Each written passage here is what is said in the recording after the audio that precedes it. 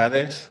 Muchas gracias por asistir tanto presencialmente como a los más de 60 personas que nos estáis siguiendo online a esta jornada formativa que organizamos desde la Abogacía de Málaga, la sección de Derecho Administrativo, en torno al recurso de casación y sobre todo los problemas prácticos que presenta el escrito de preparación del recurso de casación. A todos nos ha pasado que cuando estamos en nuestro despacho en la soledad del mismo y enfrentándonos a la preparación de un escrito de un recurso de casación, nos surgen muchas dudas sobre el cumplimiento de los requisitos, sobre todo pensando en ese filtro de admisiones, cómo tenemos que hacerlo, cómo tenemos que fundamentarlo. Para eso contamos hoy con la presencia, con la asistencia de María Mercedes Delgado López. María Mercedes es magistrada especialista en el orden jurisdiccional contencioso administrativo y es la letrada coordinadora del Gabinete Técnico del Tribunal Supremo del área contencioso administrativo. Yo creo que no hay nadie mejor hoy por hoy en España que pueda ilustrarnos sobre la preparación del recurso de casación y sobre los problemas prácticos que en el día a día podemos encontrarnos. Muchas gracias por la presencia, por la asistencia y quedamos a la espera de tu intervención.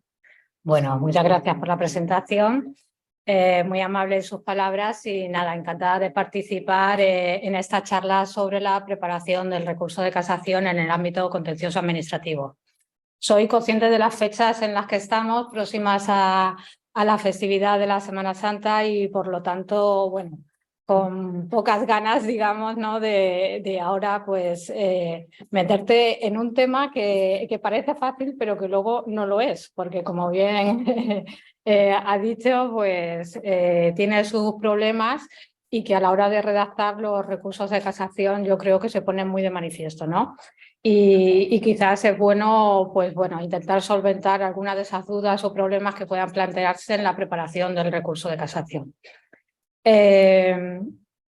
Por supuesto que si, o sea, la interacción es buena y si alguien quiere interrumpir para formular cualquier tipo de pregunta o existe alguna duda, pues por supuesto yo encantada de contestar o de ayudar en lo que pueda ser necesario. Comenzaré pues diciendo que la regulación del recurso de casación, del nuevo recurso de casación, se produjo por la Ley Orgánica 7/2015 y se aplica a las sentencias y los autos que son dictados desde el 22 de julio del año 2016. Esta nueva regulación lo que hace es ampliar el ámbito de aplicación del recurso de casación a la generalidad de resoluciones judiciales frente al anterior recurso de casación, que era un recurso más cerrado y más categórico en cuanto a las resoluciones recurribles. Entonces, esta nueva regulación, la piedra angular, está enfocada en la existencia del llamado interés casacional objetivo para la formación de jurisprudencia.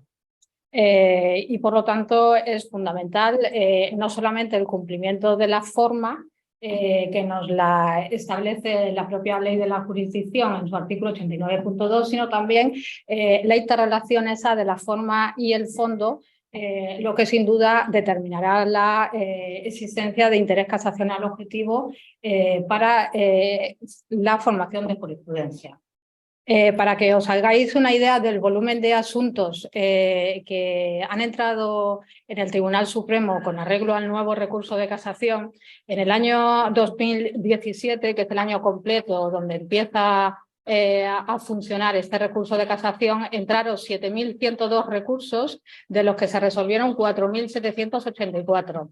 Si nos vamos ya a los últimos años, en el año 2021 ingresaron 9.080 recursos, habiéndose resuelto 9.593. Y en el año 2022 ingresaron 9.232 recursos, habiéndose resuelto 8.984. Como veis, el número de recursos que han ido entrando en la sección de admisión del Tribunal Supremo han sido cada año más numerosos, y ello pues obliga a mantener un ritmo casi diría que frenético en la resolución de estos recursos de casación. Sin embargo, en la proporción en cuanto al número de magistrados para resolver estos recursos pues ha ido pues decayendo, bien por bajas o bien por jubilaciones. Al final nos hemos encontrado con un número inferior al deseable para resolver a su debido tiempo estos recursos de casación. También, qué duda cabe, ha influido la reforma de la Ley Orgánica 4/2021, que, como sabéis, limitó las facultades del Consejo para hacer nombramientos discrecionales y que, por lo tanto, pues, ha impedido que la planta de la Sala Tercera pueda estar cubierta. Sin embargo, como os digo, se ha mantenido un elevado ritmo de asuntos, o sea, un elevado ritmo para sacar estos recursos de casación, para intentar resolver lo máximo posible, y en esta pues, labor influye sin duda el Gabinete Técnico del Tribunal Supremo, que realiza con un número tampoco muy extenso de letrados, pero bueno, con el número que tenemos de letrados, realiza esta labor de asesoramiento para la resolución de la admisión a trámite de los recursos de casación. Tenemos la suerte pues, de contar con dos compañeros del ámbito de aquí de Andalucía como miembros del gabinete técnico y bueno, pues la verdad que estamos encantados con ellos y nada, y muy contentos por la labor que realizan allí en el tribunal.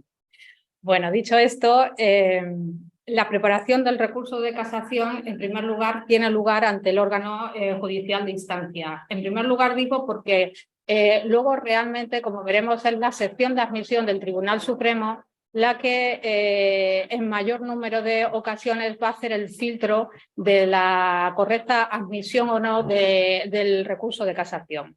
Este órgano judicial de instancia tiene que comprobar el cumplimiento de los requisitos del artículo 89.2 de la Ley de la Jurisdicción. Lo que no puede hacer el órgano judicial de instancia es valorar el acierto de la parte recurrente en cuanto a la exposición del tema de fondo, y tampoco lo que puede hacer este órgano judicial de instancia es determinar si concurre o no interés casacional objetivo. Esa es una labor que corresponde al Tribunal Supremo y que, por lo tanto, no puede inmiscuirse en esa materia. En la práctica, como digo, normalmente los órganos judiciales de instancia son poco rigurosos en cuanto al cumplimiento de los requisitos del escrito de preparación y suelen admitir la mayoría de los recursos sin poner demasiado énfasis en si se cumplen o no estos requisitos. Por lo tanto, al final sí que es la sección de admisión del Tribunal Supremo la que debe de determinar la admisión o no a trámite del recurso de casación. Sobre la denegación de la preparación del recurso de casación, contra esa denegación cabe recurso de queja.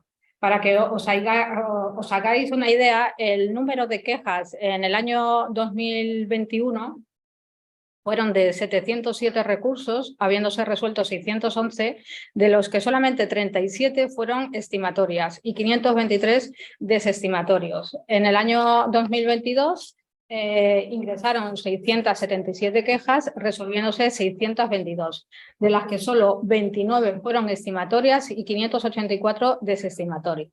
Quiere esto pues decir que menos del 20% de los recursos de queja son admitidos.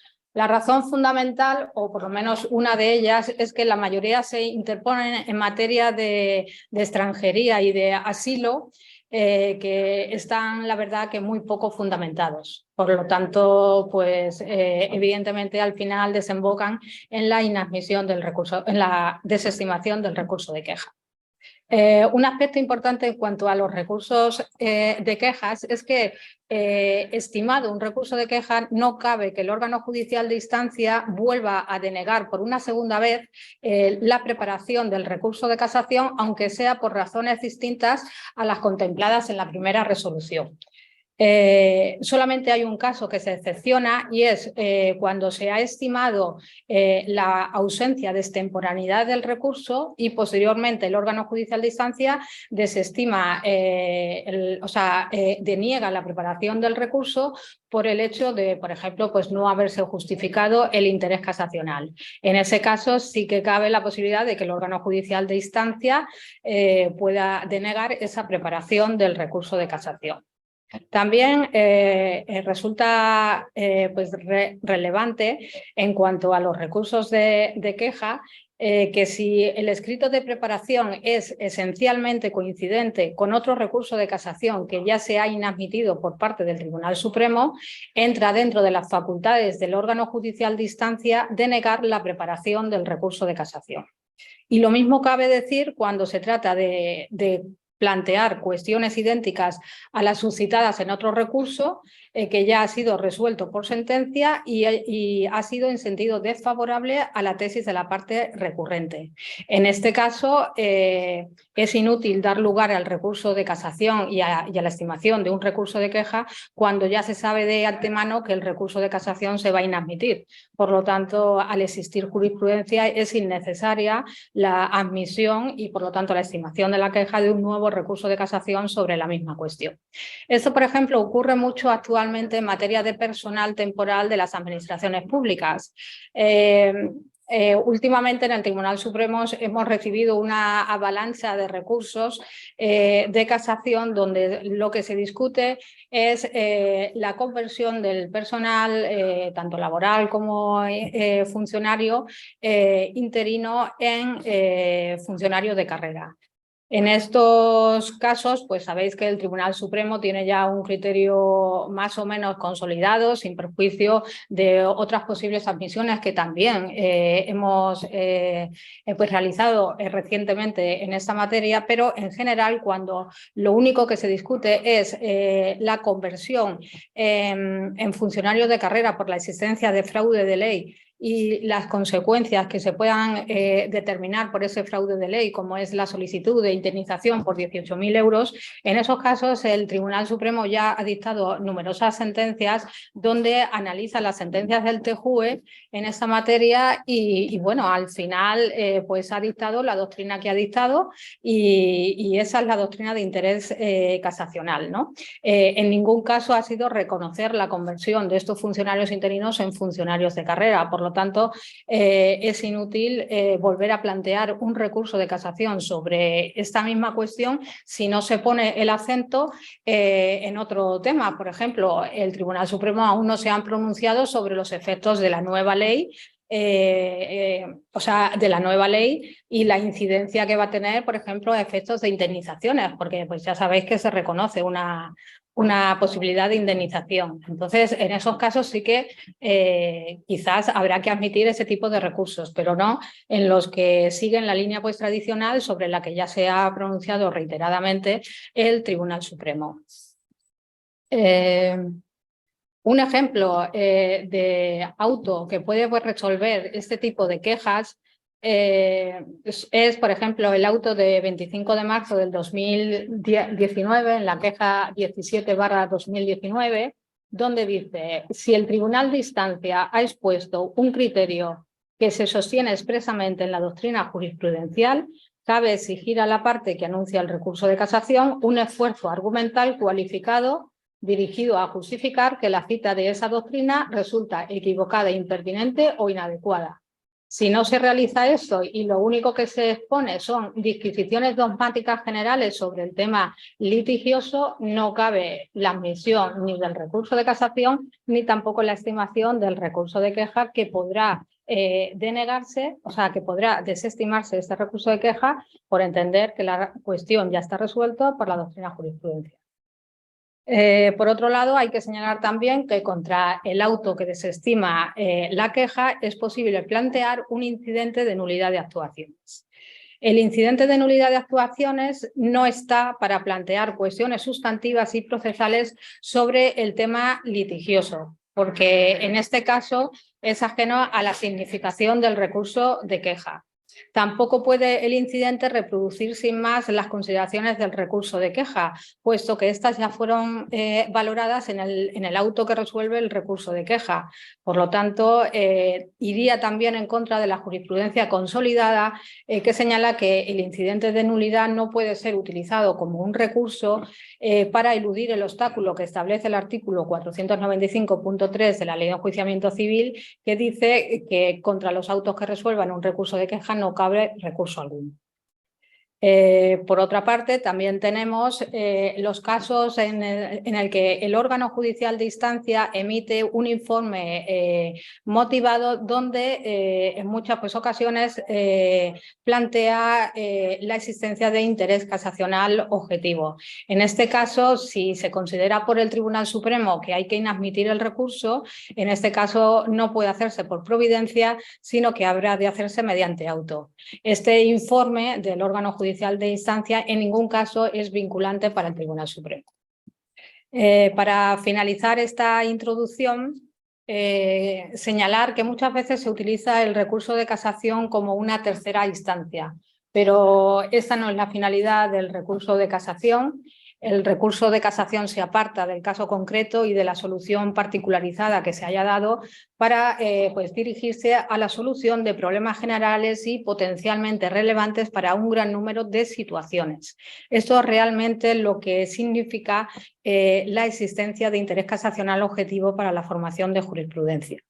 Y así lo exige también el principio de seguridad jurídica establecido en el artículo 9.3 de la Constitución. Por lo tanto, habrá que tenerse en cuenta que esa interpretación normativa producida por la parte tiene que tener una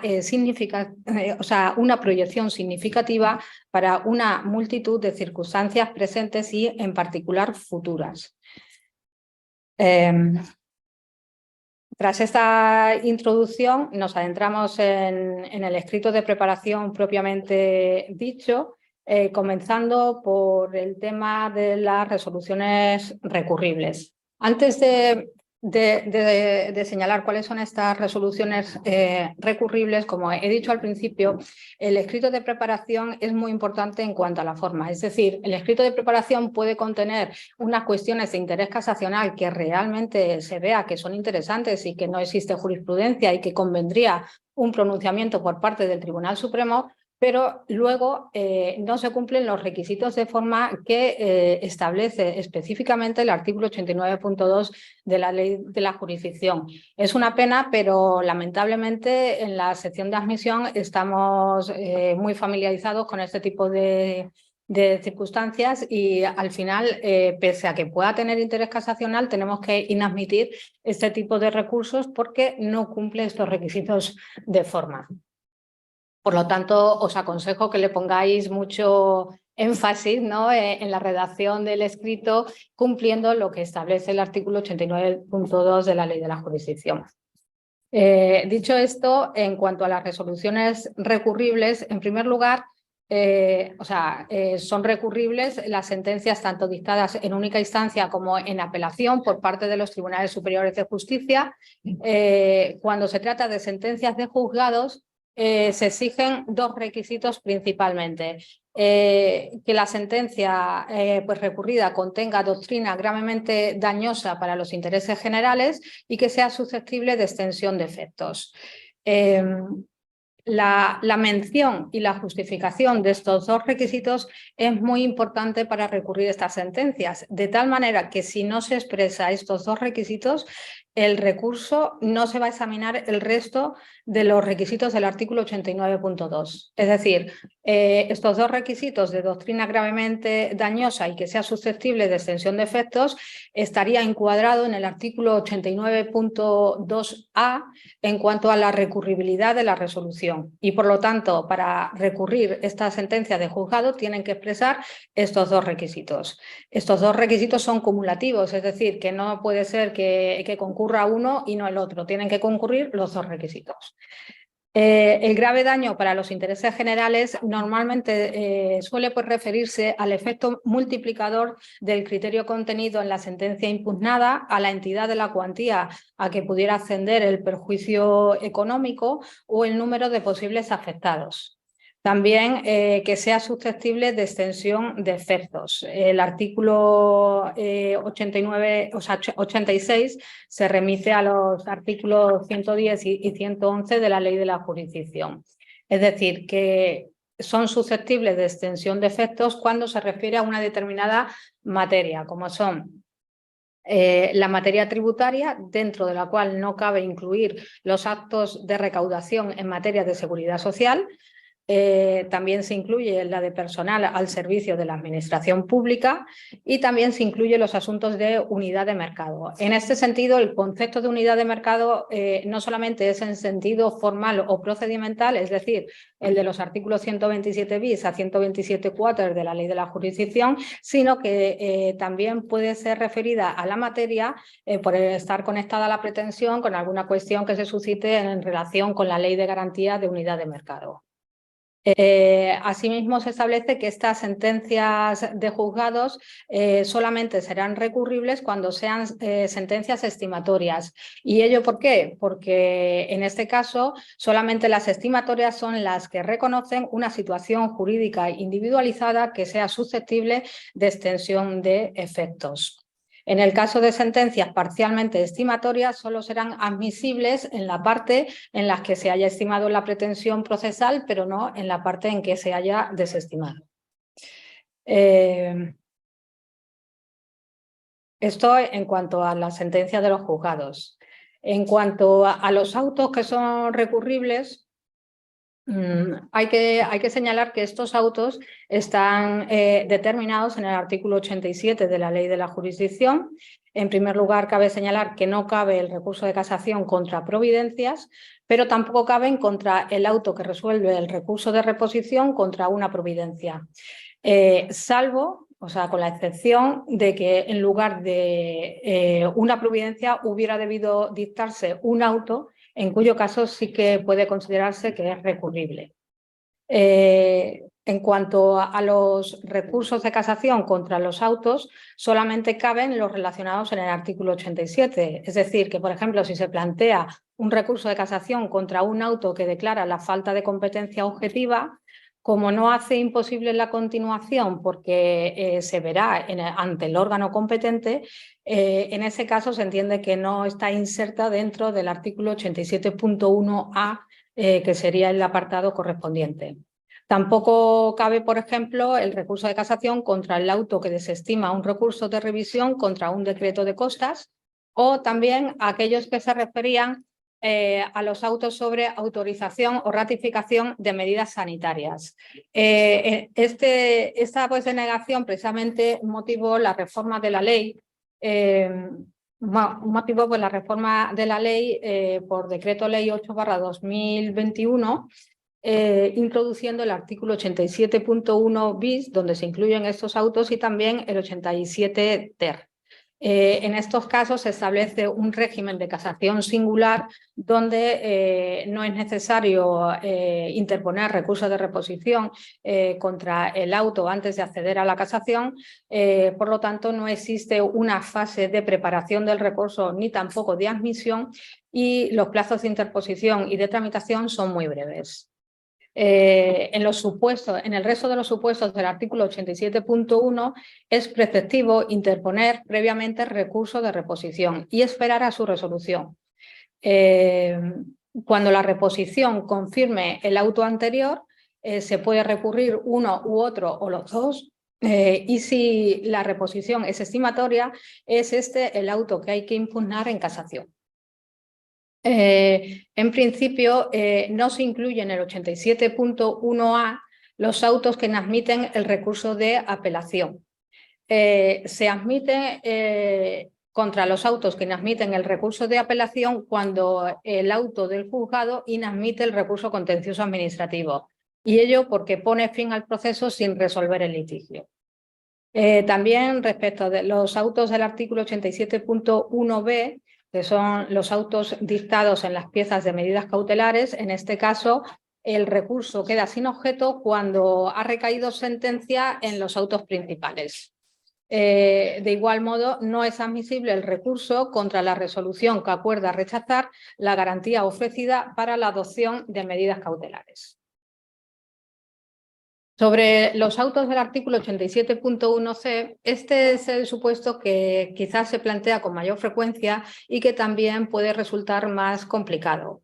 En este caso, uno de los defectos que se cometen a la hora de preparar el escrito de recurso es que no se suele hacer constar el supuesto en el que se inscribe.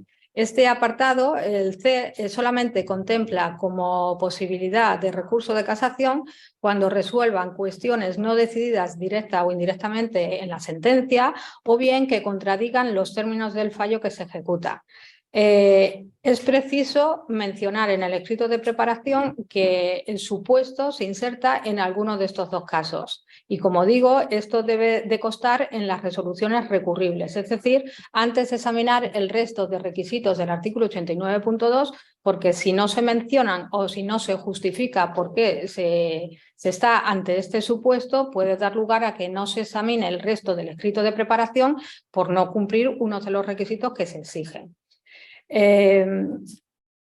De igual modo, aunque se fundamente estos supuestos, es decir, aunque se diga que se trata de un auto recaído en ejecución de sentencia cuando resuelvan cuestiones no decididas o que contradigan los términos del fallo, es necesario justificar el resto de requisitos del artículo 89.2, sobre todo el juicio de relevancia y la justificación de los supuestos de interés casacional.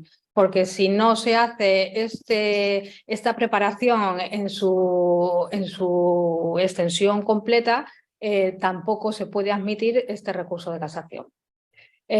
También se encuentra dentro de este apartado los autos del artículo 87.1d, que son los dictados en el caso previsto del artículo 91, ejecución provisional de sentencias, o bien los autos del artículo 87.1e, que son los dictados en aplicación de los artículos 110 y 111.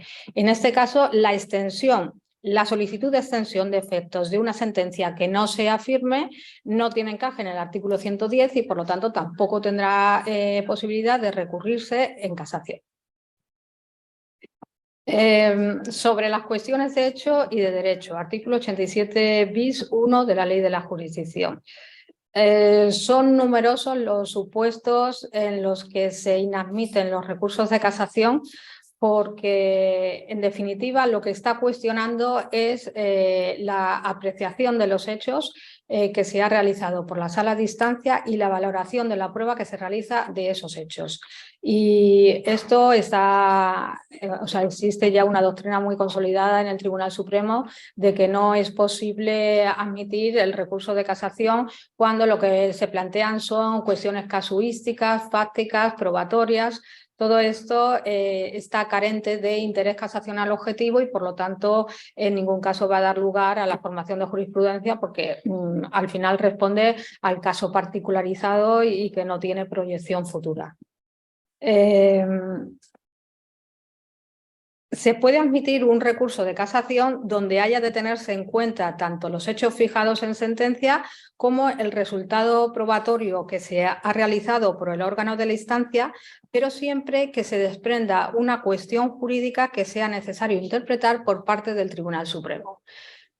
Por ejemplo, en la sección de admisión nos encontramos supuestos como puede ser en materia de clases pasivas, las pensiones de viudedad de parejas de hecho, donde no queda más remedio que examinar los hechos que concurren en esos recursos y también la valoración probatoria que haya hecho en cierta medida el órgano de instancia en cuanto a la documentación que se presente para acreditar pues la concurrencia de los requisitos que establece el artículo 38 de la Ley de Clases Pasivas, ¿no? En estos casos, sin embargo, se ha admitido el recurso de casación porque al final se plantea una cuestión jurídica con relevancia y que tiene trascendencia sobre una multitud de supuestos y, por lo tanto, ello ha dado pie a la creación de una doctrina jurisprudencial por parte del Tribunal Supremo en torno al artículo 38.1 en relación con el artículo 38.4 del texto refundido de la Ley de Clases Pasivas.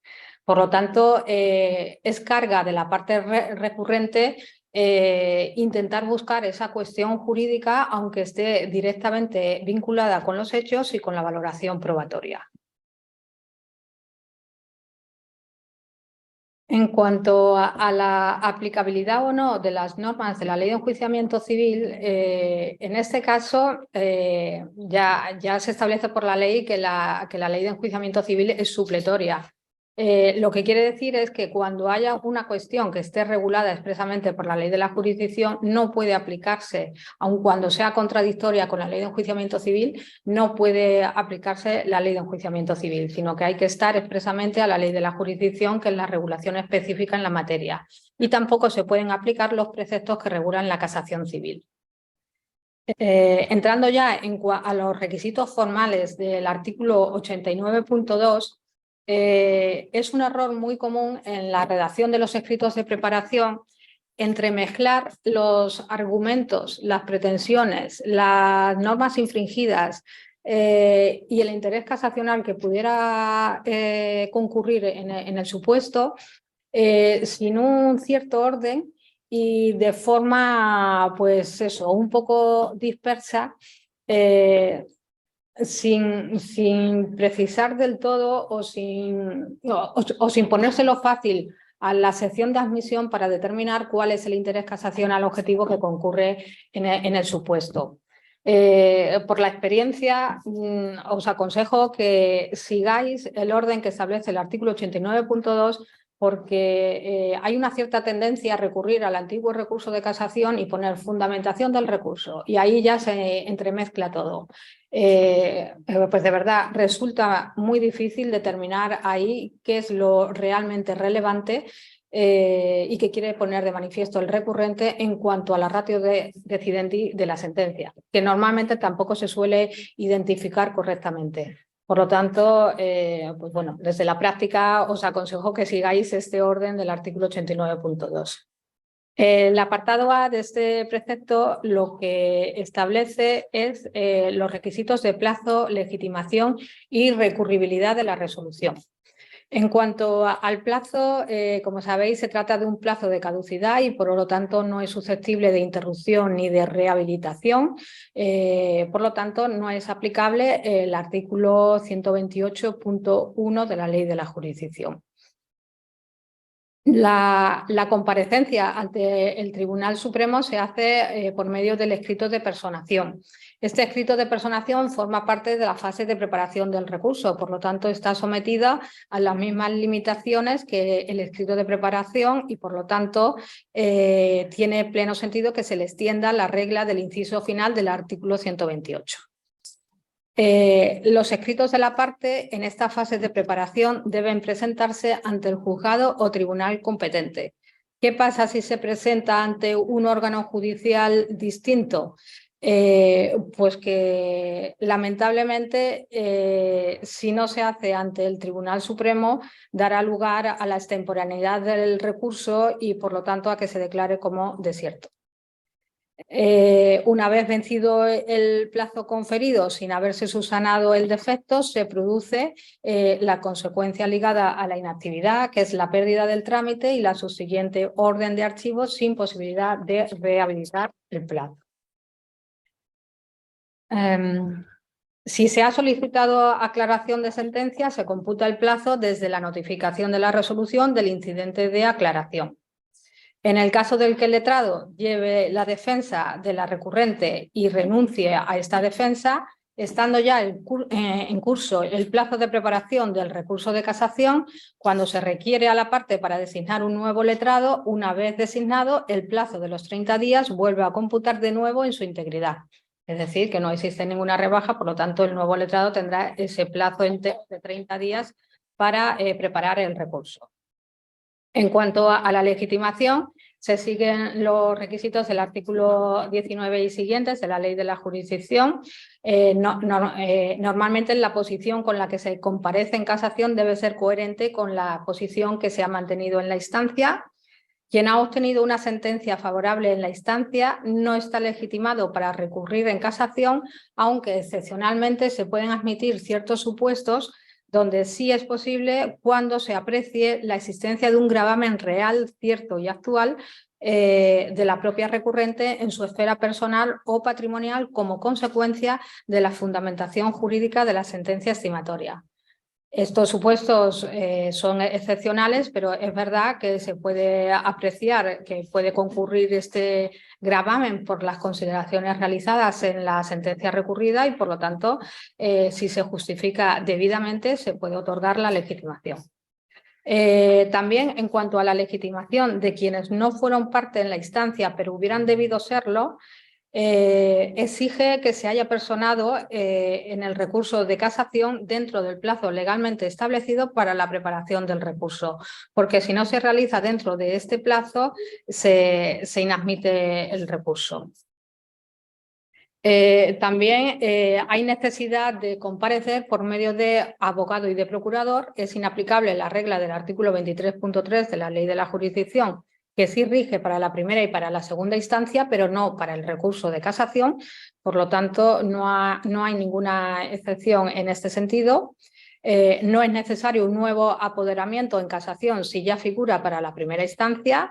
Si comparece como recurrente y recurrido, no es necesario duplicar las personaciones. Cuando se trata de un procurador del turno de oficio, la designación abarca el libre ejercicio profesional fuera de la provincia de la colegiación.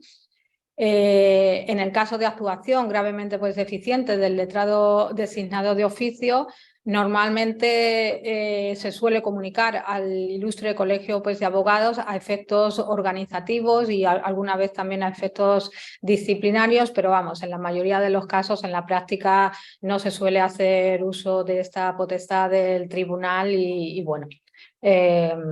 Pues simplemente se pronuncia sobre la admisión o inadmisión del recurso y ya está. En casación tampoco cabe denunciar indefensiones ajenas y existe cuando las partes soliciten al Tribunal Supremo una decisión cautelar en el marco de la tramitación de un recurso de casación, normalmente no se admiten esta solicitud de medidas cautelares en casación. Sino que esto debe de instarse en el marco de la ejecución provisional de sentencias regulados en el artículo 91.1, que sí que prevé esta adopción de medidas cautelares cuando se puedan derivar perjuicios y la preparación del recurso no impide esta ejecución provisional de sentencias. Por lo tanto, es en esa sede donde es aconsejable solicitarlo y se tiene que solicitar al órgano que conoció del proceso en la instancia. En cuanto a los requisitos del artículo 89.2, apartado B, se refiere a la exposición con precisión de las normas o de la jurisprudencia que se entiende como infringida. En este caso, el concepto de jurisprudencia abarca también a los autos del Tribunal Supremo. Como indica el precepto, se exige la precisión, es decir, que no vale la invocación de una ley así de carácter general o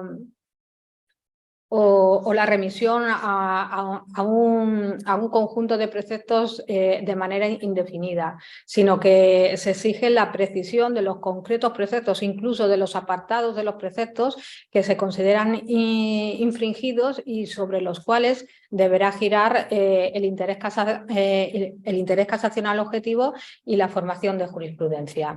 También se exige la justificación de la presencia de las normas en el proceso o que en caso de ausencia se argumente que la sala hubo de tenerlas en cuenta. Es normal en los escritos de preparación del recurso de casación que en este apartado de precisión de las normas y de la jurisprudencia infringida se extienda, digamos, en exceso no solamente con esta precisión y justificación, sino también haciendo, digamos, como un resumen del recurso de casación, exponiendo el juicio de relevancia, la justificación del interés casacional que pueda concurrir. Esto puede, digamos, ser beneficioso en cuanto que desde el inicio estás determinando cuál es el interés casacional y sobre qué preceptos quieres que se pronuncie el Tribunal Supremo, pero también puede tener como perjuicio que la parte se confíe y luego ya en el resto de los requisitos del artículo 89.2, es decir, a la hora de justificar el juicio de relevancia o la justificación de los supuestos de interés casacional se relaje y no lo haga, digamos, con la extensión necesaria y con la justificación suficiente para dar lugar al recurso de casación. En estos casos creo que ha de actuarse con prudencia, porque en muchas ocasiones la inadmisión del recurso viene por eso, porque al final cuando vas a justificar el juicio de relevancia te remites a grosso modo a lo que has dicho anteriormente cuando se precisan las normas y a lo mejor esa precisión en ese momento dado es insuficiente para justificar ese juicio de relevancia. Lo mismo ocurre cuando se trata de justificar los supuestos de interés casacional del artículo 88.2 y 88.3 y la existencia de interés casacional, que puede ser que si lo dices en ese momento y luego dejas vacío de contenido la justificación del 89.2F, igualmente se considere un recurso pues deficiente y dé lugar a la inadmisión del recurso. Por lo tanto, lo ideal es que en cada uno de los apartados se haga la justificación de lo que te requieren, aunque te puedas extender para mayor precisión en algún apartado más, pero reproducirlo también en los apartados siguientes para que exista una claridad en cuanto a que se cumplen esos requisitos formales del escrito de casación. En cuanto al artículo 89.2c, se trata de las infracciones de normas o jurisprudencias relativas a actos o garantías procesales que producen indefensión, que se ha pedido la subsanación de la falta en la instancia de haber existido momento procesal oportuno para ello. En general, los escritos de preparación, cuando se trata de cumplimentar este requisito, son defectuosos. ¿Por qué? Porque muchas veces lo que se alega es la existencia de incongruencia omisiva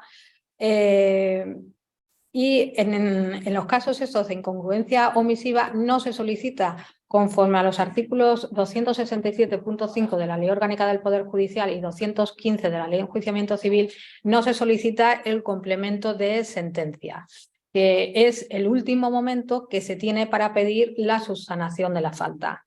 En estos casos, el Tribunal Supremo ya ha emitido numerosas resoluciones donde inadmiten los recursos precisamente por no haber justificado la solicitud de ese complemento ante el Tribunal de Instancia y que no exista esa incongruencia omisiva que demanda en su escrito.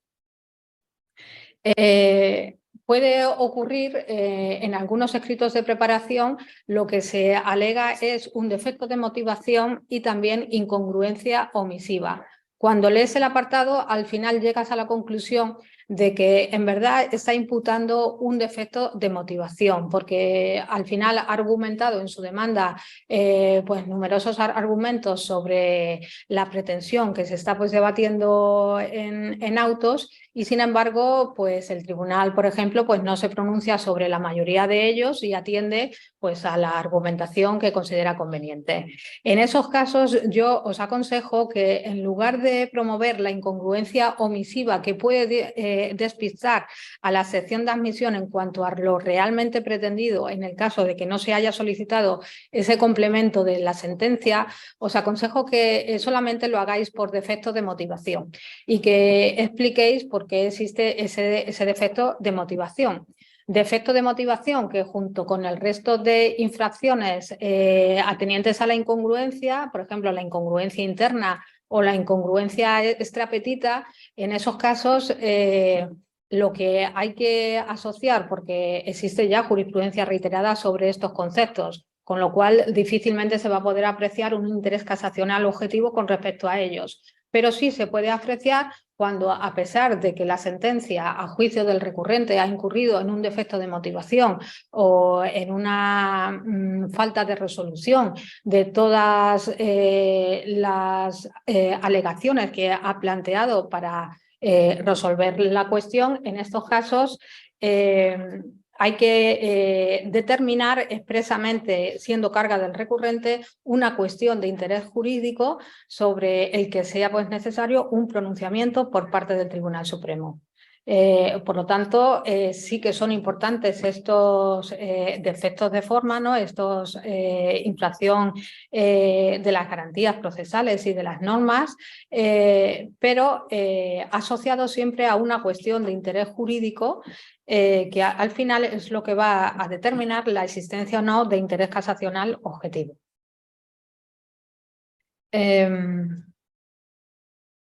La justificación del juicio de relevancia. Esto es el supuesto del artículo 89.2d de la ley de la jurisdicción.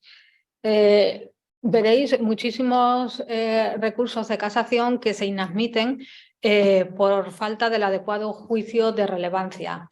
En estos casos, normalmente no se pone el acento, y es lo principal que tiene en cuenta la sección de admisión, en la ratio decidendi de la sentencia, sino que a lo mejor la parte argumenta que la sentencia pues, recurrida es errónea pues, por un argumento o por otro que se haya dado en la demanda.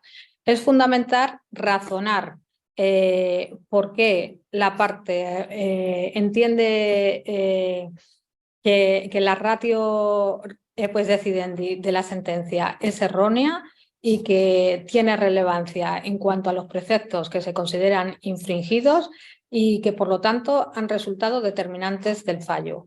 Sin esa argumentación, refiriendo sin más que la sentencia lo infringe y que no ha dado respuesta a sus pretensiones, sin hacer hincapié en cuál ha sido la razón de decidir de la sentencia y por qué esa razón de decidir no es aceptada, entonces en la mayoría de las ocasiones se inadmitirá ese recurso de casación. El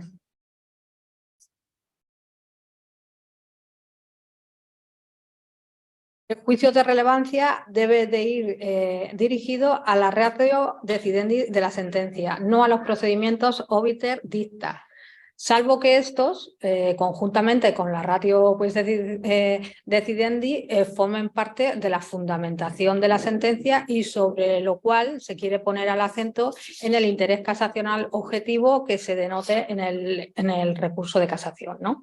Entonces, en este caso, pero siempre hay que relacionarlo con la ratio decidendi de la sentencia. Hay ocasiones en las que el pronunciamiento de la sentencia, la razón de decidir, no es la que el recurrente quería poner de manifiesto en su demanda o la que ha devenido del debate surgida. En estos casos es preciso argumentar por qué es necesario apartarse de esa razón de decidir y debe de centrarse la cuestión jurídica en lo determinado en el escrito de preparación. Siempre que se aparte de los dictados de los requisitos del artículo 89.2, es necesario justificar razonadamente por qué las alegaciones y las consideraciones de la parte recurrente deben prevalecer frente a lo constatado en la sentencia recurrida. Otro de los requisitos es el artículo 89.2e, que se trata de justificar que la norma infringida forma parte del derecho estatal o del derecho de... Bueno, disculpar este pequeño problema técnico que ya subsanado, continuamos con la exposición. Vale. Bueno, como estaba indicando, nos encontramos en el supuesto del artículo 89.2e, que se trata de justificar que la norma infringida forma parte del derecho estatal o del derecho de la Unión Europea. Como su propio párrafo indica, hay que excluir el derecho local y el derecho autonómico.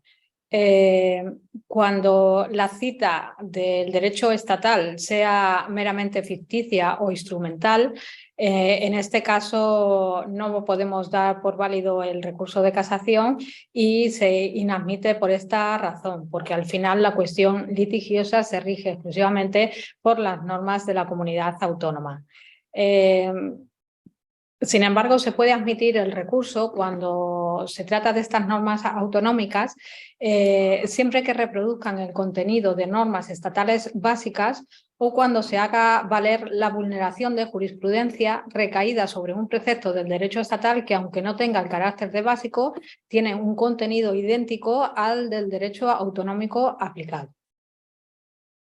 En cuanto a la tramitación preferente o no del recurso de casación estatal o autonómico, en primer lugar hay que decir que se tiene que presentar de forma diferenciada, es decir, no es necesario que se plantee por escritos independientes, pero sí que conste en el mismo escrito de preparación que por un lado es un recurso estatal y luego por otro es un recurso autonómico y que cada uno esté formalmente separado y distinguible.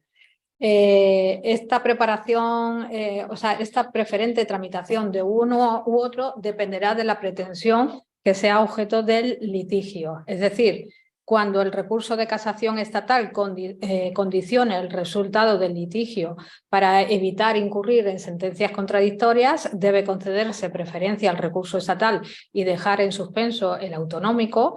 Y cuando no condicione el resultado del recurso autonómico, es decir, que se plantee, por ejemplo, respecto de la pretensión subsidiaria planteada en la instancia, entonces puede darse preferencia al recurso autonómico sobre el estatal. Corresponde decidirlo al tribunal de instancia, teniendo en cuenta las alegaciones que a estos efectos efectúe la parte recurrente. Si no está de acuerdo la parte con la decisión del Tribunal de Instancia, puede recurrir en queja ante el Tribunal Supremo, que decidirá sobre la preferente tramitación de los recursos.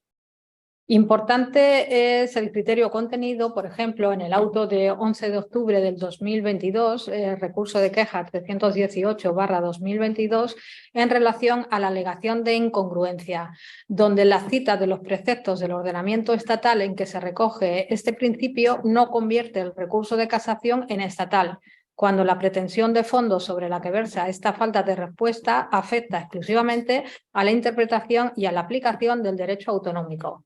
Admitir lo contrario sería tanto como privar del contenido al artículo 86.3 de la ley jurisdiccional, al existir siempre la posibilidad de acogerse a estos preceptos instrumentales y principios generales para, con su base en su infracción, entablar el recurso de casación. Por lo tanto, queda claro que solamente cuando realmente exista una correlación con esa normativa estatal es posible la admisión del recurso basado en normas autonómicas. En cuanto a la justificación de los requisitos del artículo 89.2f, se trata de argumentar de forma expresa y autónoma la concurrencia de alguno de estos supuestos del artículo 88.2 y 3 para apreciar el interés casacional objetivo.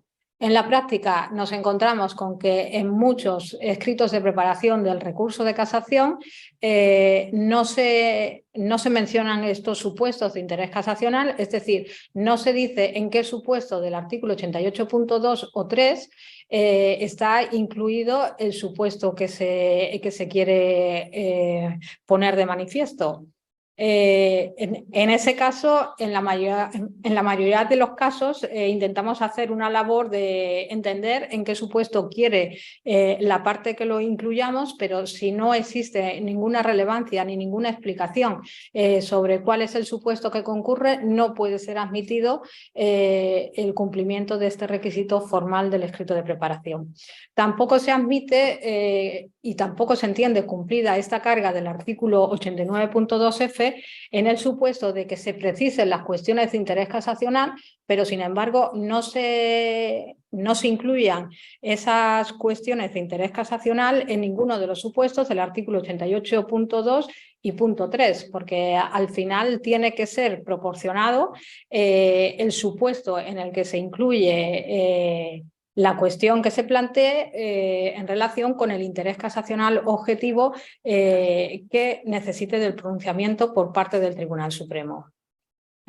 Por lo tanto, hay que seguir el orden que establece el precepto, identificar en primer lugar el apartado del artículo 88.2 donde se tiene que introducir o del apartado 88.3 y después precisar las cuestiones de interés casacional objetivo que plantea el recurso.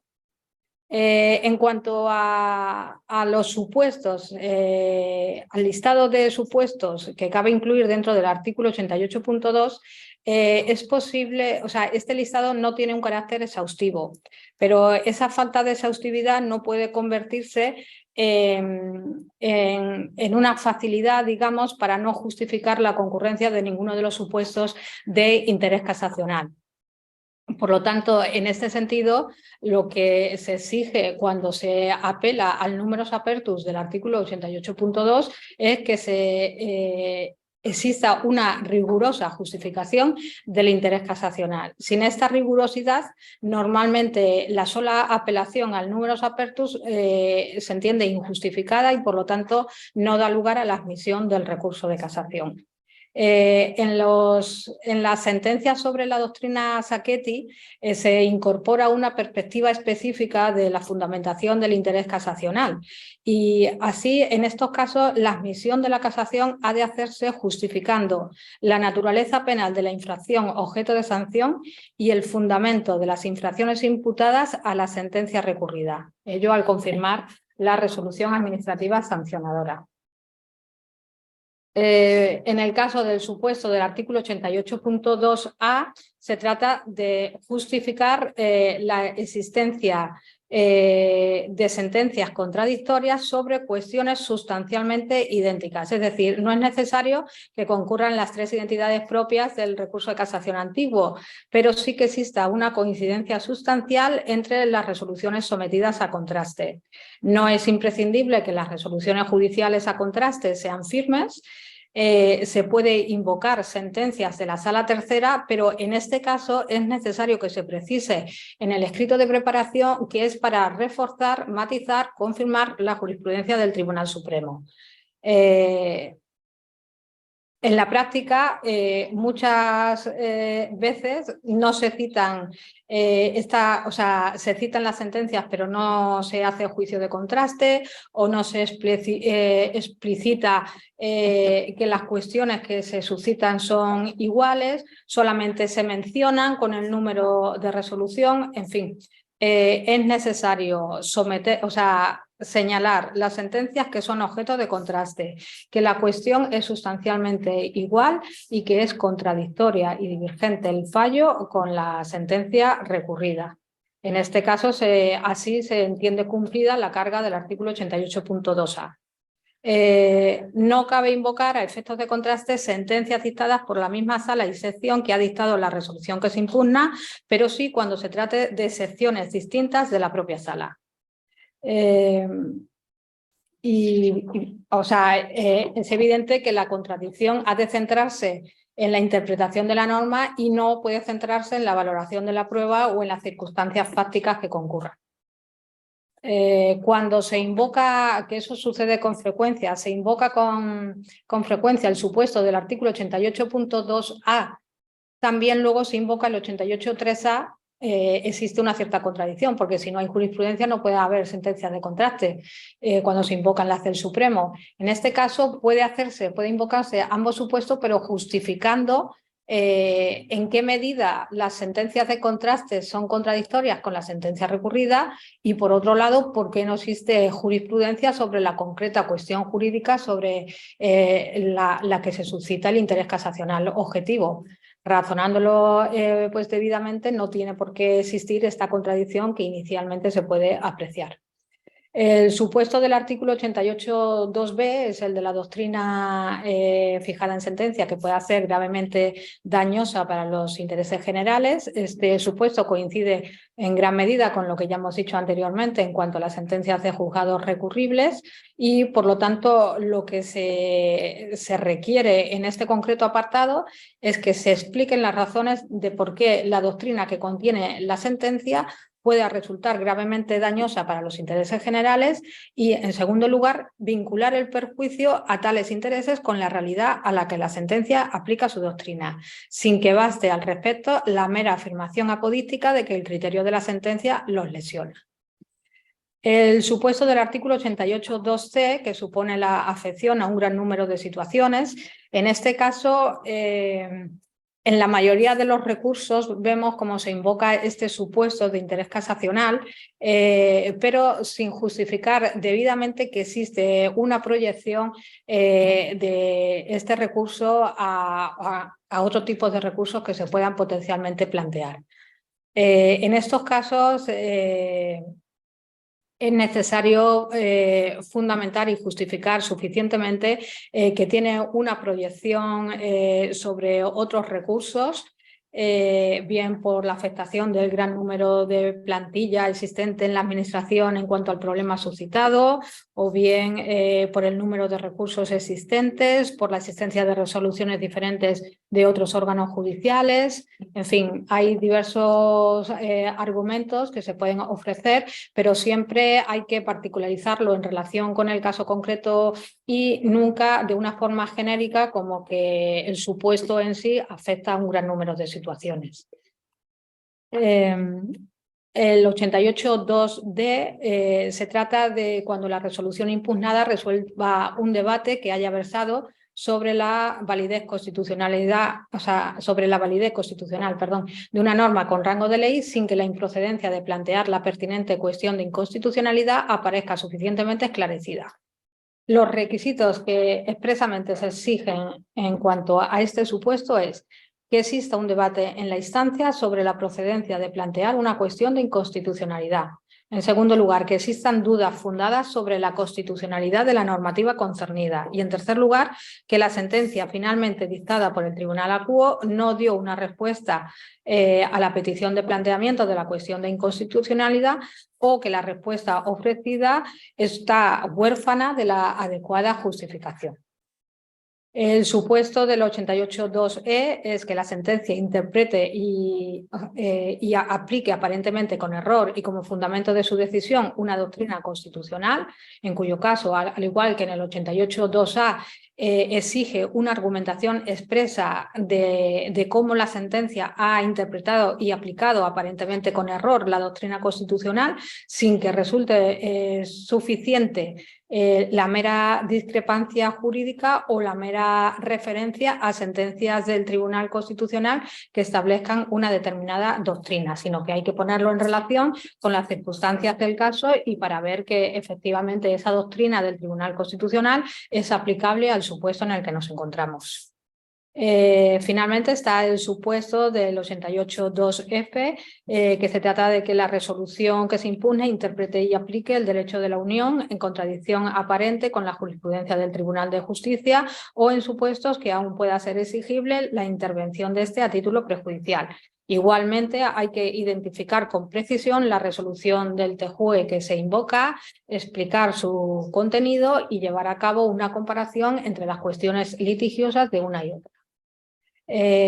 También está el supuesto del 88.2g, que la resolución que se impugna resuelva un proceso en el que se impugnó directa o indirectamente una disposición de carácter general. Este está íntimamente relacionado con el supuesto, bueno, con la presunción del 88.3c, que señala que la sentencia recurrida declare nula una disposición de carácter general, salvo que ésta con evidencia carezca de trascendencia suficiente. Este supuesto puede estar en liza cuando el debate verse sobre el acto impugnado si reviste la naturaleza de reglamento y por lo tanto si le es aplicable el régimen jurídico y la jurisprudencia relativa a las causas de nulidad de las disposiciones generales.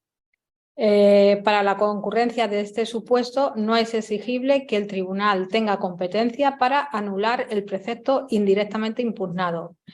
Lo relevante es que la validez de una disposición general haya sido cuestionada, siendo indiferente de que se trate de una disposición nacional o del derecho de la Unión Europea. No concurre el supuesto cuando se impugna concreta y únicamente el auto dictado en la pieza de medidas cautelares de un pleito principal en el que sí se ha impugnado una disposición de carácter general.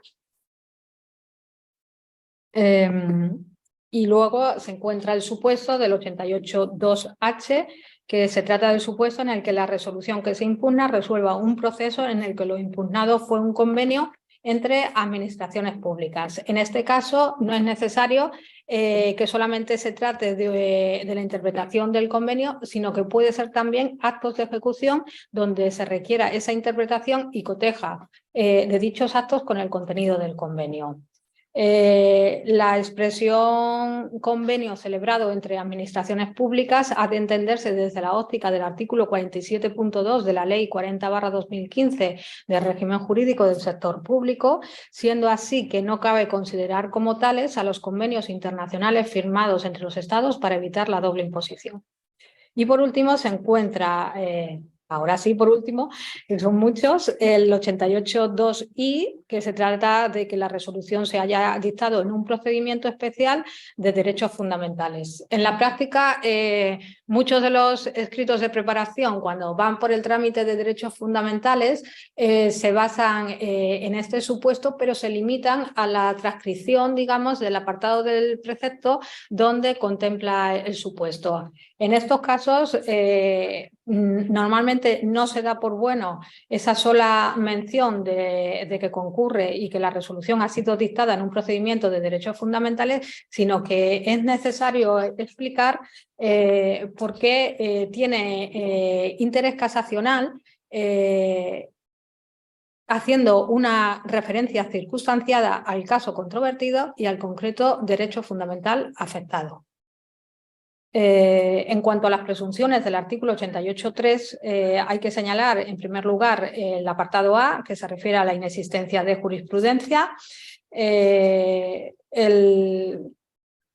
estos casos se suele inadmitir por auto, aunque en principio estaría beneficiada de la presunción y por lo tanto habría que admitir el recurso, está también afectada por el artículo 88 infine, que establece la posibilidad de inadmitir por auto motivado cuando el asunto carece manifiestamente de interés casacional objetivo, supuesto que se da que no solamente en el caso del apartado A del 88.3, sino también en el apartado D y en el apartado E. En estos casos suele ser muy frecuente que en los escritos de preparación se invoque esta presunción de interés casacional para forzar una auto de admisión del recurso de casación.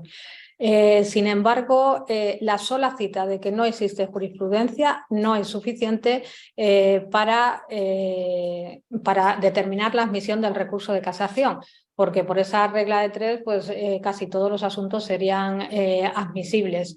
Entonces, es necesario que pese a que no exista jurisprudencia, se determine por qué es necesario un pronunciamiento por parte del Tribunal Supremo en este caso, porque puede ocurrir que se trate de un supuesto casuístico o que se trate de un supuesto de valoración de prueba, en cuyo caso es evidente que no tiene interés casacional objetivo. Por lo tanto, siempre que se alegue la inexistencia de jurisprudencia, hay que relacionarlo con las circunstancias del caso, la cuestión jurídica que se suscita, la proyección futura que pueda tener esa cuestión. En fin, hay que hacer una interacción o una interrelación de diversos motivos.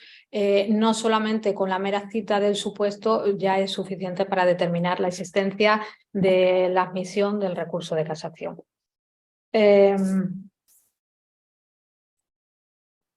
No puede invocarse cuando no se pretende la indagación de la recta hermenéutica de los preceptos infringidos, sino solamente su aplicación circunstanciada al caso concreto litigioso. Incide más en lo que hemos dicho anteriormente en cuanto a que no es posible la sola cita de esta presunción de interés casacional.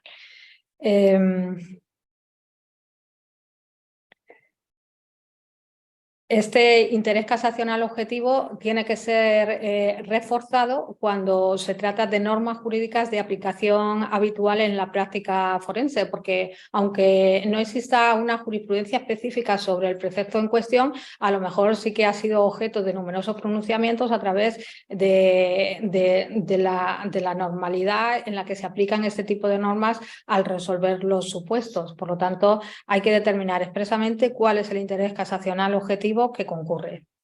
Si se refiere a derechos sobrevenidamente derogados, hay que reforzar aún más la existencia de interés casacional. Es frecuente, por ejemplo, en materia de contratación, que haya una regulación distinta según la ley aplicable, tanto la del 2007, la del 2011, la del 2017, en fin, puede ser que tenga una redacción pues diferente y por lo tanto en principio no exista interés casacional en interpretar una normativa derogada. Sin embargo, cuando esa normativa derogada se puede aplicar a una generalidad de supuestos y por lo tanto puedan existir todavía numerosos recursos por las distintas fases en las que afecta el procedimiento de contratación, en ese caso es posible apreciar interés casacional objetivo, como así ha hecho la sección de admisión en numerosos supuestos. Pero, como digo, es necesario, en primer lugar, poner la correlación entre la normativa derogada y la normativa vigente y, en segundo lugar, determinar por qué es necesario ese pronunciamiento por parte del Tribunal Supremo a efectos de clarificar el precepto que se considera infringido. Lo mismo cabe decir con respecto al derecho transitorio. En principio no tendría interés casacional porque no tiene proyección futura, pero si se justifica adecuadamente y se puede extender a otros supuestos, pues a lo mejor sí que es necesario interpretar esa disposición y determinar un pronunciamiento por parte del Tribunal Supremo. En cuanto a la presunción del apartado B del artículo 88.3, se trata del apartamiento deliberado de la jurisprudencia existente al considerarse errónea. Ese también es una presunción que se invoca con frecuencia en los escritos de preparación del recurso de casación, pero que pocas veces se acierta cuando se invoca.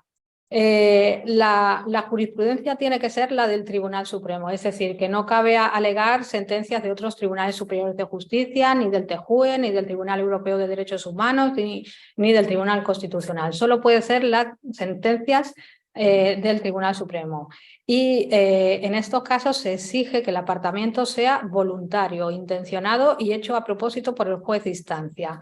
En el caso de que se trata de una simple disconformidad de la jurisprudencia que entiende la parte recurrente que concurre en ese supuesto, no es posible apreciar este supuesto, sino que es necesario que el juez, cuando resuelva el caso, diga que se aparta de la jurisprudencia existente por considerarla errónea. Hay casos en los que también se ha admitido esta presunción cuando se refiere o sea, cuando es tan evidente del texto de la sentencia que se está apartando de una determinada jurisprudencia que obviamente es muy difícil decir en casación que no se está produciendo ese apartamiento por parte del órgano de instancia. Por lo tanto, en esos supuestos excepcionales también ha sido admitido esta presunción de interés casacional. Está también el supuesto del 88.3c, que ya nos hemos referido con anterioridad. El 88.3d, que se trata de cuando se resuelvan los recursos contra actos y disposiciones de los organismos reguladores y de supervisión. En estos casos no me voy a detener porque ya es una hora. También se encuentra el 88.3e, que se trata de resoluciones judiciales que hayan resuelto recursos contra actos o disposiciones de los gobiernos o consejos de gobierno de las comunidades autónomas. Aquí no entran los actos de las diputaciones forales vascas. Y como último requisito dentro del artículo 89.2f, nos encontramos con la justificación del interés casacional, que, como hemos dicho anteriormente, es necesario justificarlo con independencia de la alegación de cada uno de los supuestos de interés del artículo 88.2 y 88.3. Es decir, al finalizar la justificación de este requisito del artículo 89.2f, es necesario precisar las cuestiones de interés casacional y por qué es necesario un pronunciamiento del Tribunal Supremo en este sentido. Y bueno, al final todo esto que hemos comentado con anterioridad en cuanto a que no cabe cuando se trata de cuestiones casuísticas, prácticas, de valoración de prueba, en fin. Cuando se trate de normativa pues derogada, igual, bueno, pues ya lo hemos abordado con anterioridad y por lo tanto en estos casos Una cosa importante es que no cabe la admisión parcial o la inadmisión parcial del recurso de casación. Esto ha sido objeto de resoluciones divergentes por la propia sección de admisión, pero fue resuelto en un pleno no jurisdiccional de la sala de la sala tercera de 3 de noviembre del 2021, donde se unificaron una serie de criterios interpretativos y, entre otros, era ¿no? Que no cabe la admisión parcial o la inadmisión parcial del recurso, y también se acordó en ese pleno que el hecho de que el auto de admisión no contenga todas las cuestiones de interés casacional que ha planteado la parte recurrente no significa que no pueda pronunciarse la sala de enjuiciamiento sobre esas cuestiones si considera que al final tiene interés casacional. Es verdad que ha habido alguna sentencia del Supremo donde expresamente ha dicho que, como no estaba incluida la cuestión de interés casacional en el auto de admisión, entonces que no había un pronunciamiento explícito sobre esa cuestión, pero bueno, a raíz de este pleno no jurisdiccional de 3 de noviembre, pues se han unificado esos criterios y, en teoría, ya existe el criterio de que si el tribunal, la sala de enjuiciamiento, considera de interés pronunciarse sobre alguna cuestión más que las que constan en el auto de admisión, puede hacerlo sin ningún problema. En cuanto a las resoluciones de inadmisión del artículo 90 de la Ley de la Jurisdicción, la inadmisión de los supuestos, de la falta de justificación de los supuestos del 88.2 es por medio de providencia, y las presunciones hay que inadmitirlas por medio de auto. En la práctica, pues, ¿qué sucede? Que no se pueden, o sea, no se suelen poner demasiados autos de inadmisión. ¿Por qué? Porque en general no concurre el presupuesto que determina la concurrencia de la presunción. Por ejemplo, se dice la presunción del 88.3b, apartamiento deliberado de la jurisprudencia del Tribunal Supremo. Cuando se lee, pues, la sentencia recurrida y se ve que a lo mejor el tribunal ni siquiera cita la jurisprudencia del Tribunal Supremo para resolver la controversia, difícilmente puede entenderse que concurre el presupuesto, es decir, ese apartamiento deliberado. Por lo tanto, no necesita la forma de auto y se hace por providencia. En segundo lugar, ¿por qué? Porque hoy en día, frente a lo que a lo mejor inicialmente se hacía al principio de la regulación del nuevo recurso de casación, hoy en día las providencias que se dictan están fundadas, y no solamente se limitan a indicar, en la mayoría de los casos, salvo que bueno, los defectos del escrito sean relevantes, en la mayoría de los casos va analizando los requisitos que concurren en el escrito de preparación y por qué no están debidamente justificados, fundamentados. Entonces, estas providencias normalmente son extensas, incluso a veces más que un propio auto de inadmisión, y por lo tanto no causan ningún tipo de indefensión. Por el 94D puede inadmitirse a trámite el recurso de casación por carencia de interés casacional, bien porque sea casuístico, de valoración de prueba, en fin, las cuestiones que ya hemos dicho, o bien por pérdida, pues, sobrevenida de interés casacional, que quiere decir que, aunque en un principio existía ese interés casacional, posteriormente ya no existe, pues, porque se ha resuelto la cuestión por parte del Tribunal Supremo. En ese caso no se imponen las costas. En cuanto a las costas, pues ya sabéis que el Tribunal Supremo tiene un criterio tasado, que es, en el caso de la personación son 1.000 euros y en el caso de la oposición son 2.000 euros. Hay veces que ponemos 1.500 cuando hay una oposición, pero no es una oposición, digamos, contundente, sino que es más bien liviana. En cuyo caso, por el esfuerzo de hacer un escrito de oposición, aunque con no todas las garantías, o bueno, o con no la contundencia necesaria, pues se pone 1.500 euros. En estos casos es muy frecuente en los recursos de revisión contra los decretos de tasación de costas que se invoquen, pues, que esas cantidades que no proceden, que tienen que ser discutidas en el incidente de tasación de costas, pero se desestiman todos los recursos de revisión, señalando que el tribunal ya ha prefijado el importe y que tomó en consideración la importancia del asunto y el trabajo realizado por el letrado ganador y, por lo tanto, determina esa imposición de costas. No juega aquí la regla del artículo 394.3 de la Ley de Enjuiciamiento Civil. Los criterios del ICANN solo son orientativos y no vinculan a la sala.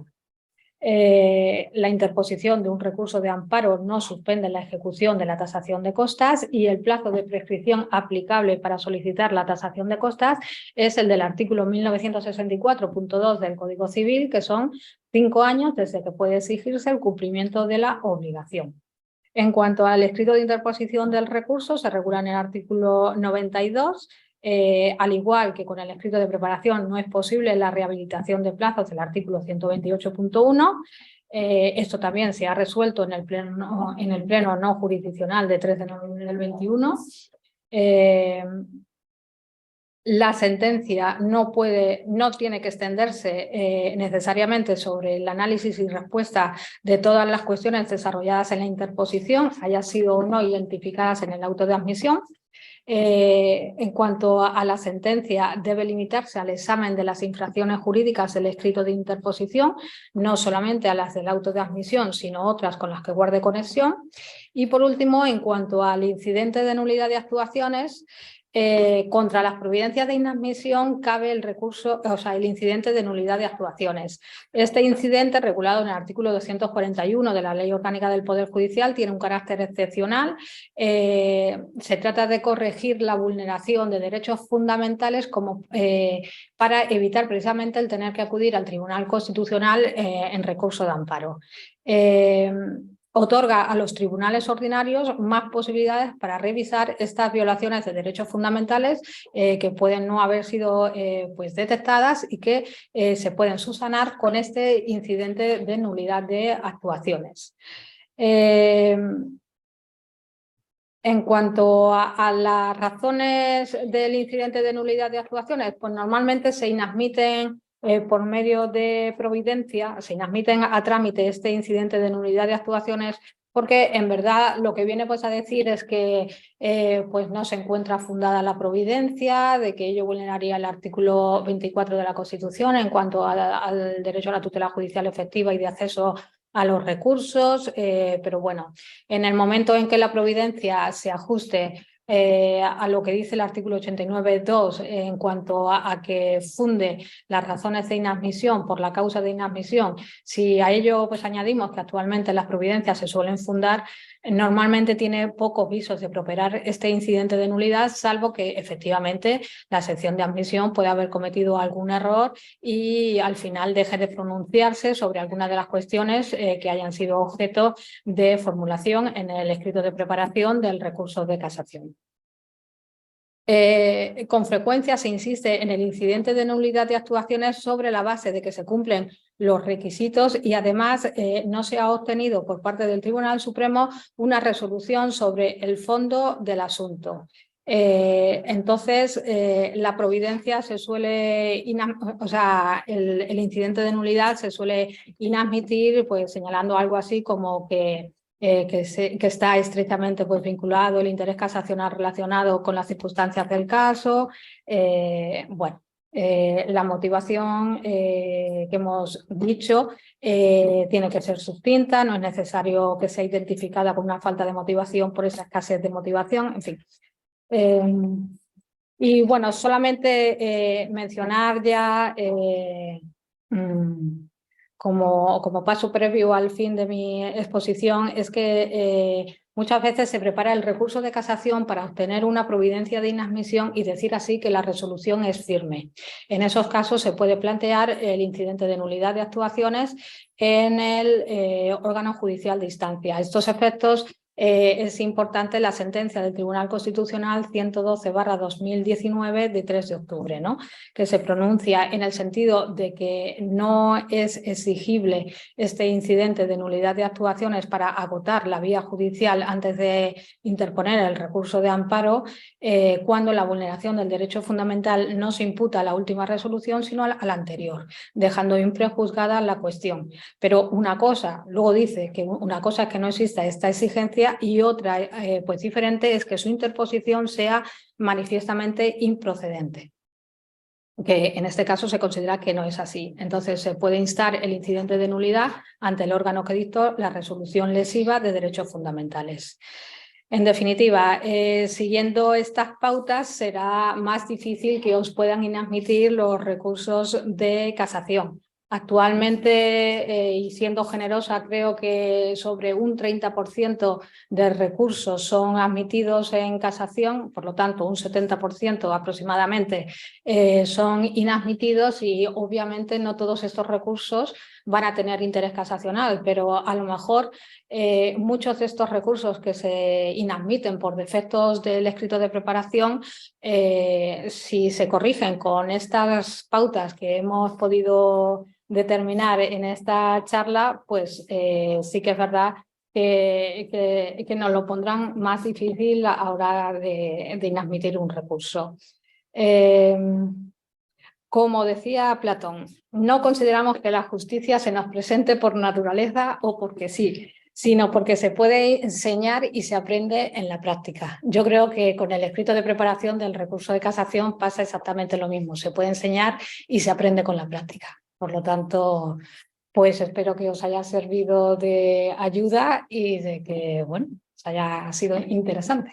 Muchísimas gracias por la exposición. Bueno, no se ha comentado al principio de la intervención, también están presentes Enrique Sánchez González y Pedro Moreno Brenes, letrados también del Gabinete Técnico del Tribunal Supremo. Y abrimos un pequeño turno de intervención si alguien de los presentes quiere hacer alguna pregunta o cuestión, y también los que estáis siguiendo la exposición online, a través de preguntas y respuestas podéis trasladarnos vuestras sugerencias para hacerle la pregunta a la ponente.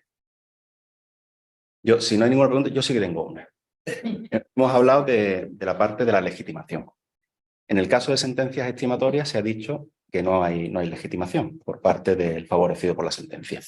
Entiendo que en los supuestos de sentencia parcialmente estimatoria, aquella parte del fallo que no es favorable sí podrá ser objeto de recurso de casación, siempre y cuando se justifique, se fundamente suficientemente en el escrito de preparación. Sí, sí. Sí, sí, es que, claro, al final el tema de la legitimación es que nosotros nos hemos encontrado algún caso en el que la sentencia era estimatoria, pero la parte entendía que con las justificaciones que se daba en la sentencia recurrida, al final le repercute negativamente en otros asuntos o en otros temas que se pudieran llevar pues en vía administrativa o bueno. Entonces, claro, al final la parte constataba la existencia de un gravamen económico, ¿no? Que suponía esa fundamentación de la sentencia que consideraba totalmente errónea, aunque le hubiera dado pues la razón, y se decidió admitir el recurso. ¿Qué puede suceder en algunos supuestos en los que la sentencia sea estimatoria, pero la fundamentación jurídica no sea a lo mejor de todo acorde con las manifestaciones hechas en la demanda, y que extrapolándolo a otro supuesto puede producir un perjuicio? Y por eso me ha sorprendido esa relación entre estimatoria y falta de legitimación. Sí, sí. Y luego otra cuestión también es la relativa al juicio de relevancia. ¿Qué grado de desarrollo es necesario en ese juicio de relevancia de las normas aplicables al caso concreto, y cómo, si la sentencia las hubiese aplicado, hubiese sido el resultado diferente, que por eso se recurre en casación? Pues tenéis que tener en cuenta que en el escrito de preparación los dos supuestos más relevantes y donde más va a poner atención la sección de admisión es en la justificación del juicio de relevancia 89.2d y en la fundamentación de los supuestos del interés casacional y el interés casacional que justifique un pronunciamiento por parte del Tribunal Supremo. Esos dos son los requisitos más importantes del escrito de preparación. En los demás, pues bueno, sí se exige, ¿no? Y oye, pues siempre que se agradece esa precisión de la parte recurrente a la hora de redactar el escrito de preparación, pero donde al final vemos la mayoría de los problemas en cuanto a la admisión del recurso es en cuanto al juicio de relevancia y a la justificación de supuestos. El juicio de relevancia, si la razón de decidir de la sentencia ha sido una determinada, el juicio de relevancia que haga la parte recurrente en el escrito de preparación no puede ser la que a ella le parezca bien. tendrá que decir por qué esa razón de decidir de la sentencia no es acorde y qué interpretación de la norma es la adecuada, que contradice precisamente esa razón que ha dado pues, la sentencia, que no se ajustará pues, a derecho o que no es conforme con esa interpretación que solicita de la norma o de la jurisprudencia. Entonces, es fundamental determinar ese juicio de relevancia, pero por relación a la sentencia. Como he dicho en la exposición, puede ser que la sentencia ponga el acento en algo que realmente para la parte recurrente no sea la clave de la decisión de su pleito. Pero ahí está la carga de la parte recurrente de justificar por qué esa razón de decidir no es la conveniente o no es la que ella pretendía fundamentar su demanda y en la que se tiene que sustentar la interpretación de preceptos y por qué sí se tiene que centrar en la interpretación que ella demanda.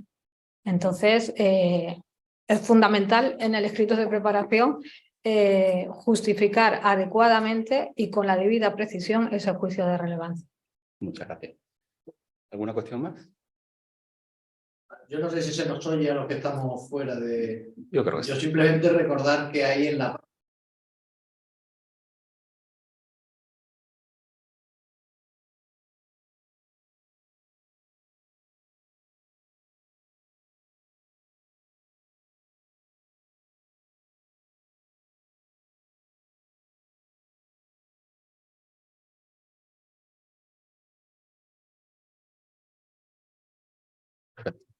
Muchas gracias por la indicación. Bueno, pues si no hay más preguntas, agradecer a todos los que estáis presencialmente. Bueno, hay, pero se fueron, ¿no? Es que no sé. Hay aquí una cuestión, pero más que una pregunta es una sugerencia, porque habla en relación con la condena en costas, tras la personación de las partes, cuando la administración desiste de su recurso, no se imponen las costas, pero el administrado ha tenido que hacer el gasto, entre otras cosas, de procurador, que requiere para la personación en el Tribunal Supremo. ¿Debería rectificarse dicho criterio? Pues bueno, el criterio de las costas es un mundo, porque la verdad que es verdad que bueno, pues se producen determinadas situaciones que pueden dar lugar a costas y que luego no las ves resarcidas de ninguna manera, ¿no? Porque al final o no se resuelve o se desiste o tal. Pero pues la verdad que bueno, como sugerencia está bien, como solución pues la verdad es que no sé muy bien, porque al final cada sala, cada ponente, cada sección tiene pues su criterio y al final pues a lo mejor en unos órganos el desistimiento pues bueno, pues entiende que si la parte justifica y tal, pues a lo mejor podría en los casos de allanamiento, ¿no? Depende de cuándo se produzca y tal. Pero en verdad no hay un criterio consolidado y uniforme sobre las costas.